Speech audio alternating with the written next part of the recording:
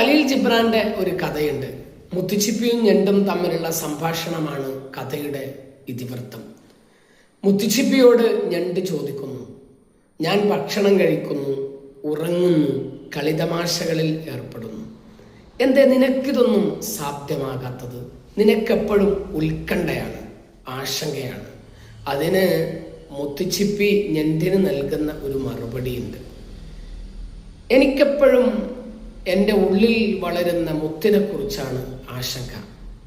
അതിൻ്റെ ഭാവിയെക്കുറിച്ച്, അതിനെന്ത് സംഭവിക്കും എന്നതിനെക്കുറിച്ച് എനിക്ക് പ്രതീക്ഷയുണ്ട്, ഒപ്പം എനിക്ക് ആശങ്കയുമുണ്ട്. എന്നതുപോലെയാണ് മനുഷ്യന്മാർ. ചിലർ തങ്ങൾക്ക് ചുറ്റും നടക്കുന്നതിനെ ഒന്നിനെയും നിരീക്ഷിക്കാനോ ഒന്നിനെയും കുറിച്ച് പഠിക്കാനോ തയ്യാറല്ല. അവർ ഞണ്ടിനെ പോലെയാണ്. അവർക്കൊരാശങ്കയുമില്ല, അവർക്കൊരാദിയുമില്ല, അവർക്കൊരു പ്രതീക്ഷയുമില്ല. ഉള്ളുകൊള്ളയായ ഞണ്ടിനെ പോലെ സുഖലോലുപതയിൽ അവർ അപരമിക്കുന്നു.